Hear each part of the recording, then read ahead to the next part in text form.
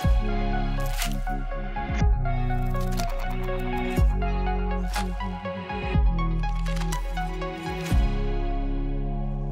and welcome to a new episode of Horváth Talk. Today it's all about scenarios in performance management. What is scenario modeling? What are the benefits for companies and how should it be used and implemented in organizations? Could many companies have foreseen the consequences for their business in the corona crisis with scenario modeling? And how can we leverage scenario modeling and combine it with new technologies like generative AI to bring performance management to the next level? Andreas Seifert, Horváth consultant in performance management, and Zsolt Moravcsik, co-founder and partner at KnowledgeSeed, will now talk about what the modern crystal ball can really do, what challenge it faces, and where it's already being used.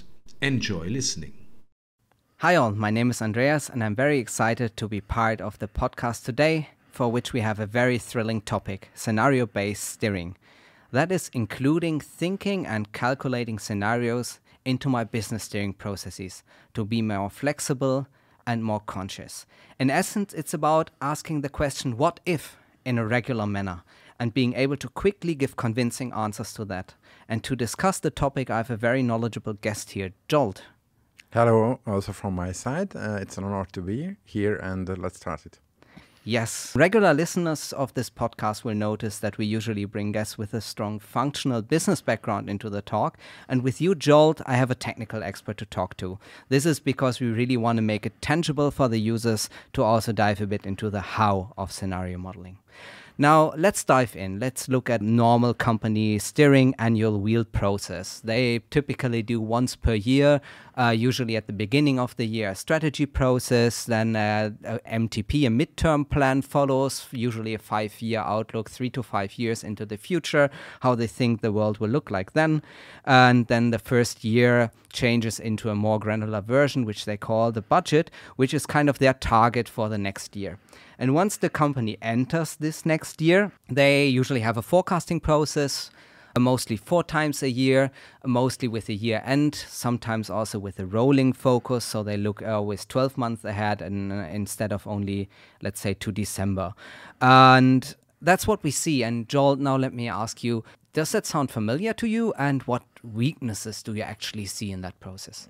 Yes, that's what I see, mostly when we start a project somewhere. And I would say a lack of flexibility for our fast-paced world, which I would bring up like the weakest point of this.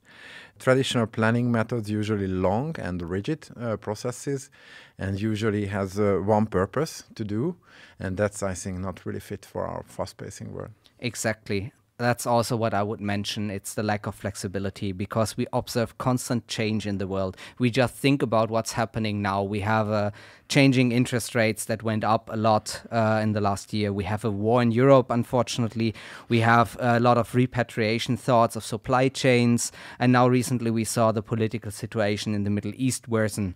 So that obviously doesn't fit a very rigid way of imagining the future. And Zsolt, now you're saying that scenario-based steering is a way to bridge the two worlds. Can you explain that a bit? Yeah, I think, first of all, it's more a mindset and a cultural thing and not just tools or technologies together. I would use an example for, do you know Lego, am I right? Of course, of course. Yeah, so when you get a Lego and you take out the manual and build, for example, a house with it, that's in my head, the traditional planning. When you have a fixed process, you will know what usually we'll get at the end. And it has one single purpose to teach you how to use different parts and what's the base of the Legoing. But when you have a big box of Lego and you sit together with your friends and you build a house, what you just imagine together, that's in my head the scenario modeling. When you know which piece fit to where, but you have your freedom and flexibility to adapt to your ideas and react to each other. That's actually a very nice analogy for the Lego here, having the house and kind of taking away parts or putting parts on top. And I think that's exactly the kind of thinking we will go into a bit later that you also need in scenario modeling. Now, let's get away from Lego into a real example. Do you have anything to make that more tangible in a business world? Yeah, like the first which came into my mind, it's one of our pharmaceutical clients in Switzerland. And they started quite small first in one department, which was the research and development department within the company. And you know, pharmaceutical research and development has a really long horizon.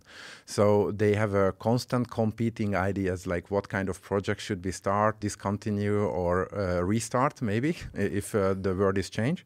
So for that, they imagined to have a scenario modeling tool where the different project manager can come up with different scenarios of a project, planning not just financial figures like IRR, cash flows, etc., but also like non-tangible descriptions and value propositions.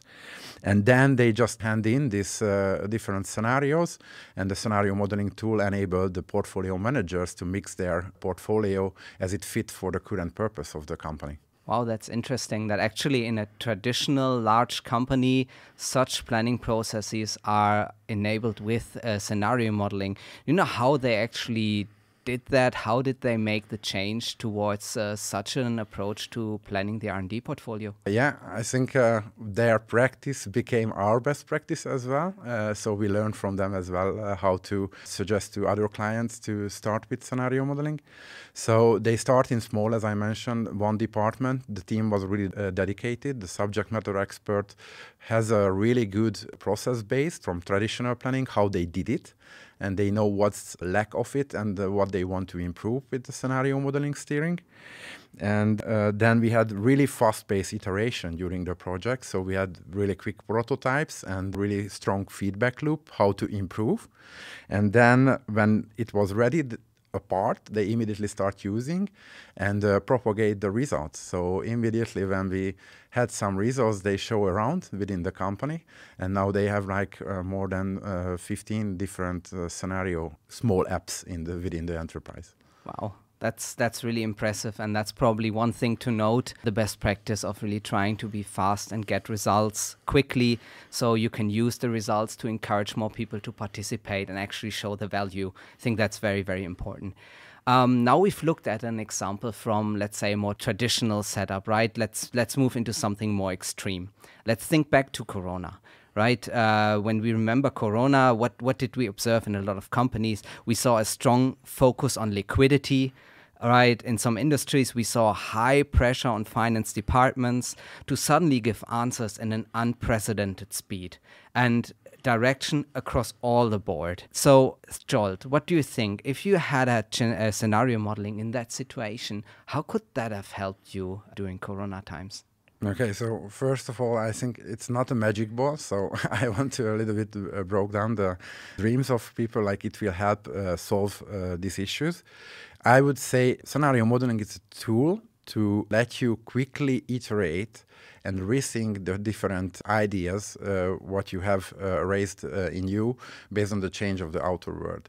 So what does it mean? In Corona time, if you have a traditional planning process which take just your example 3-4 months, that's not enough. 3-4 months you can lose half of your revenue stream in one area. So with the scenario modeling tool, you can quickly draft plans and go deeper with the most probable one and work out that. But what do you think? Could scenario modeling have helped diminish the negative impact of Corona?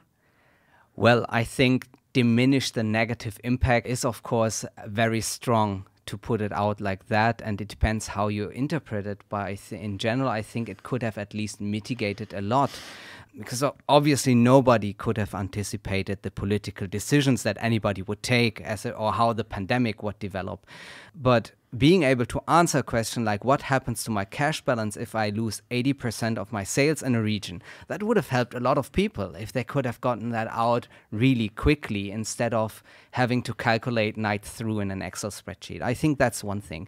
And another thing, I just recently attended actually a webcast about generative AI, which is the new hot topic right now in the moment, and what that can actually do in business steering. And I thought it's really interesting to then think about the combination of of generative AI with scenario modeling. Because the example that was shown was a business radar. And that radar enabled people to just look out in the world and get the news on certain topics, which were then rated like this is a negative connotation, positive connotation, and then you could click on a region and you would actually see the press articles that were out there, and you could then click on the article and it would open up. So imagine you had that tool already during Corona times. You yourself would have a strong presence in China, and you would have actually seen the news on Corona in China already. And you could have incorporated that in your scenarios when it was not yet in Europe.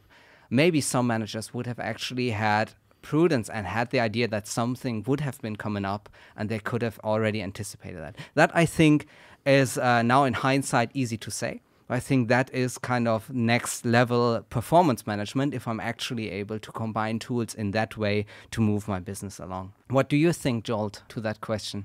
I think what you just mentioned is really good, because that's what I think also difference compared to the traditional planning, like scenario modeling usually triggered from external drivers. So what I see most traditional planning, they really inward focus. What does it mean? They plan their own process development, how they think internally, change processes or improve production or services, and what outcomes will bring to the revenue stream or cost centers or anything else. But when I see companies start to introduce scenario modeling into their life, they start looking more and more to external drivers, like what you mentioned, financial externalities like GDP growth or credit ratings, or what you mentioned, just like simply news with the generative AI, feeding, for example, Twitter feeds and get sentiments about the market changes. And these triggers internal scenario modeling cases in the company, and that start the process like, let's do a scenario because something changed. Yeah. And I think that's the key here to really understand. It's not necessarily about something technical. It's more about a thinking change that you have in your steering to really look outside and think about what else could happen than just the standard Lego house that I'm just trying to build. To sum up, what did we see so far? Why it makes sense to look at scenario modeling as a potential value add in steering. There is an increased demand on the finance function. You need to be able to answer questions faster and faster. The political situation is pretty unstable. We live in a fast-paced world, and basically all month or 2 months something new happens that you need to react to. I think the example that Zsolt mentioned about the R&D department shows that flexibility and efficiency is actually key, and it can really help you, right? And also the example we talked about in Corona times, the explicit consideration of negative scenarios and negative thinking is also something very helpful. So now we've talked about the why. Let's move into the how. So how can you actually establish a scenario modeling in your company, and a tool, of course? What are success factors, Zsolt? I will be really trivial with few, but let's start, for example, you need a really good driver model, which I think still a lot of company is just in the making. Why? Because different department has their key drivers, but these need to be technically harmonized and understand and well established between all stakeholders of the company, because then you can steer and scenario model. Because if you have different value drivers and you start scenario model in different bases, that can lead really like lost trust quickly from the tool, because you will not model the words how holistically the company see it. And the second, I think, which is really important, the multidimensional model, which I think a lot of company has today. But there are the trick, the art to choose the right level, to not lose in the details, because then your tool can be poor performance, it's just number crunching, a lot of numbers in the tool. Or other hand, if you just choose too high level simulation, then you will lose the capability to really think equally in different questions. Okay, I think that's very true, but it's also very technical. So for the non-data experts here, can you give an example? What's a multidimensional model, and what do you mean by not get lost in the details versus not being too high level? Sure. So a multidimensional model is simply how you analyze your company performance. So every dimension of your analysis, just think like point of view, how you want to understand your performance. Like one can be the geographical structure of your business. The other could be your legal structure, like how you build your group, for example. One could be the time. Easily, like you have months, quarters, years, etc. And one can be like the key figures itself, like how they build up a value driver tree from each other. And choosing the right level, I will bring up geographic dimension because I think that's the easiest to understand. Like it can be happen, you build up your organization structure from cost centers, for example, which could be really broad and detailed. And maybe it's not the best idea to, if you have multi-presence in several countries and you have thousands of cost centers, to model there. But for example, you have a level of granularity where you see you have countries or sub-regions in the country, and you will model there. And with that, you get the flexibility to still think in the scenarios locally in a region, but you don't have to spread it down to cost centers and lost in changing, because probably the details are frequently changes, like cost centers closed, open up, etc. So it's, I think, choose the right granularity. It's every time the hardest decisions where you draw the line, because that will be baked into the model. Yeah, understood. And are there other things to mention, other success factors that you think are important? You've now mentioned the driver model, the multidimensional model, that's very data heavy. Is there anything else you would point out? As I mentioned, as our best practice start small. So land first with the idea and then start expand from a working idea, because that's help you build trust. And as I mentioned, this is more a cultural or mindset thing first in the companies. That's why you have to earn like champions first within the company and then expand there. Yeah, I think that's very true. You're alluding to the change issue, and I think that's what we know from change management, right? If you want to have kind of something and build up something in the company, you need to convince certain people, opinion leaders, champions you called it, right? Find people who promote what you want to do, so they spread the word. Yeah. Else your idea just might get lost. How comes you didn't mention any technical success factors? You're a technician. Yeah, I know, but I prefer to say technology or the tool what you choose is just 20% of the success, and the 80% will come like non-tangible or non-technical success factors. So if we want to go towards the technology but still not mention any tool or technology, the data is key. So here the principle of garbage in, garbage out will be really true. So you need a clean data set and a unified data set to enable scenario modeling. And that's what I also see a lot of time. Most time what we spend, get trust in the data, which we will build on the scenario model. And second, which really important, and that's how you can win people to the project, how it's look and what's the user experience of the scenario modeling tool. Usually these tools used by high-level people within the company, and they don't like really technical or cumbersome process. I like to say you have to give the Apple experience if you want a good scenario tool. I actually think that's so true, and I think what you said doesn't only fit to high-level people, but I would actually say to everybody. I mean, who likes to use something which is not usable? And I feel a lot of professional software, unfortunately, is still overlooking the point a lot, and I get why, right? It's more, it probably helps you more in sales to say, look, I also have this feature and can do this and can do this to get through some initial process you might have. But in the end, if you want people to use what you have built, there are two important factors, right? First, it needs to be useful.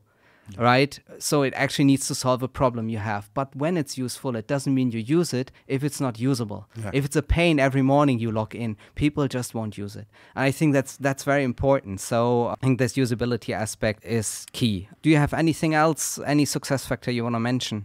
Yeah, and I think the last, and it's again not technology, but focus not just on the implementation. I see a lot of time, companies think it's just a project, and when we deliver the project and we have the tool, we're done. But that's the hard part comes, I think, because you need to establish within the company the use of the tool. So you have to make it day-to-day business and make the people use it. So you have to have best practices, you have to have processes, automations, which help the people not think this is just another burden on my traditional planning processes, but actually it's something which gives me additional value.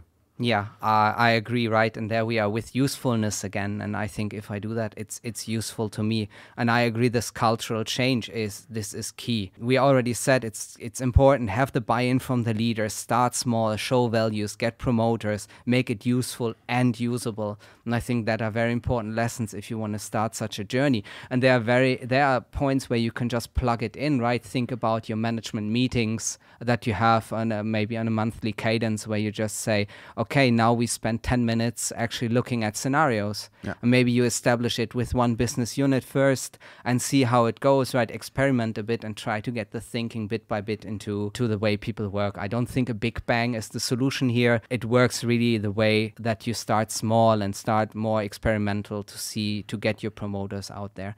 Now we've talked about the why in the departments. We've talked about the how. We've talked about culture and the change side of things.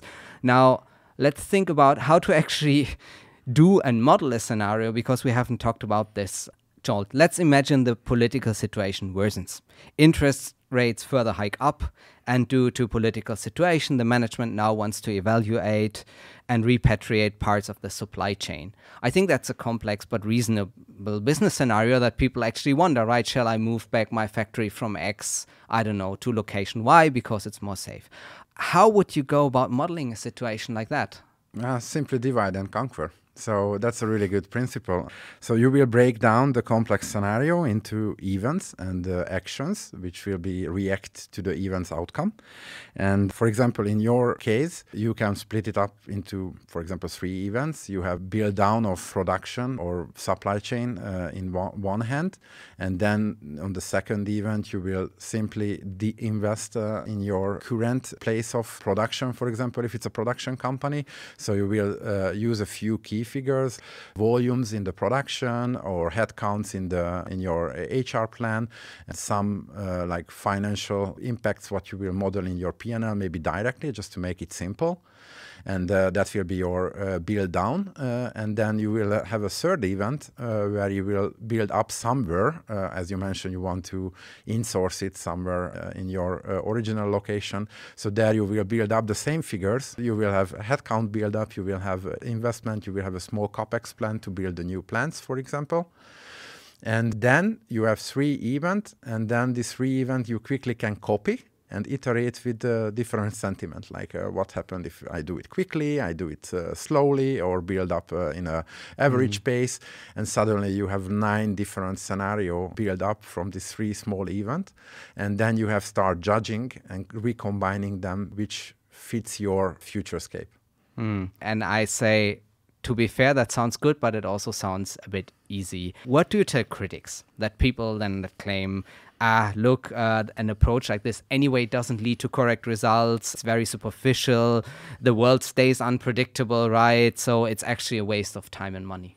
Then I will answer with Peter Horváth answers what I get from him on one of the company events when I worked for Horváth. He told me the plan's not for telling the future, because if we would do that, then I wouldn't work, because then I just simply earn a lot of money. So plans, just make it straight, plans for force the management or let the management think about different futures, and then make them think about how to react and what consequences of that different plan, because then you are prepared for different changes. Yeah.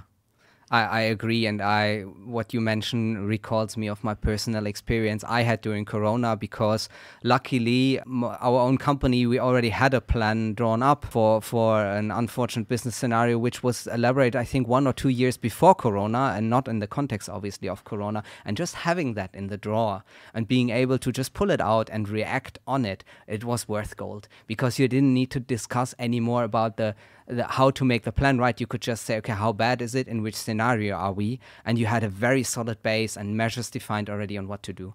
And I think only that thinking is worth such a lot if you get suddenly into stormy waters. Now, let's say it all works, right? We looked at the finance department. Why should they put or invest in scenario modeling? We looked into how to build, what are success factors in a technical solution. We looked at culture, change, and we looked at how to model a scenario. Now, let's say we want to really incorporate that into our performance management. Zsolt, do you have any good examples here of your experience that you could mention how to do that? Yeah, actually, I'm surprised how creative people, when they get a tool which enable them to do things what they wouldn't do before. And one of our German clients now start to introduce scenario modeling in their quarterly forecast process. And they technically came up with an idea like what would be happen if we wouldn't just do a forecast, but we do a scenario modeling of forecast where they have a V-shaped process. When top down, they technically retarget the budget, and they came up with, based on the last 3 months events, how it's changed. And then bottom up, planners can react to that, like how I can achieve, how I can adapt to the new circumstances. And that's how technically they revolutionized their quarterly forecast with it. That's nice. And that sounds really interactive. And also while doing that, you take a bit the political components out of the forecast, because you're talking scenarios, you're talking measures, you're not like only arguing about the figures. Yeah. And I think that's worth a lot. If I recall another example, I think one client that also succeeded to set the scenario modeling up in this agile way was actually the project we worked together on, where we had go, no-go decisions every 4 weeks. So if the tool or the way of thinking we wanted to introduce didn't prove valuable, they would simply stop it, because in that sense, it's not an essential thing to have in the process. So they took the liberty to do that. In the end, it was successful, and they used the tool and the thinking to model a lot of scenarios and to also do their own risk and solvency assessment. It was an insurance company that insurance actually have to do. Oh, I think that's another very nice scenario. So, Zsolt, if a listener is now eager to start, do you have any tips on how to best start? I think how we mentioned, the groundwork is really important. So how you prepare for the change process. So I think first internally interview the stakeholders and do a roadmap, like how you want to achieve and how you imagine the change process, which will bring scenario modeling into the whole company. And then you should find not just a good implementation partner, but I also think a good consultant partner like Horváth. And I don't want to speak home, but really I see the enormous task what should be done as a groundwork, and it's good to have somebody to help you who actually already successfully introduced scenario modeling elsewhere. And that experience can help a lot to make you successful as well in your change. And also this transformation process, you need to prepare how to bring it to the day-to-day business, because that will be the key success factor, and not just wasting money to implement something complex. Yeah. And it's again interesting to see that you don't mention any kind of typical project pitfalls on the technical side or on the functional concept side, but really you mentioned start with a change roadmap.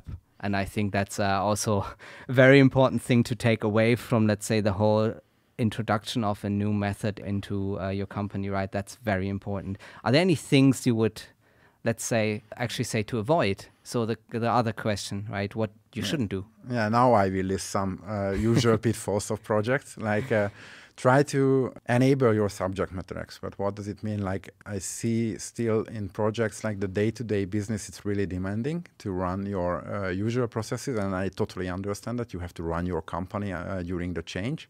But that's you can help if you, for example, hire part-times or externals to help enable the subject matter experts, because you really need them. Because scenario modeling, technically, you will go deeper understanding your company. And that's also, I think, a really good benefit, what not a lot of people not think about. When you introduce scenario modeling, you will get better understanding of your processes, because you need this driver model review, the multidimensional model review, and this will help and immediately contribute back to better understanding what you do and how you do it.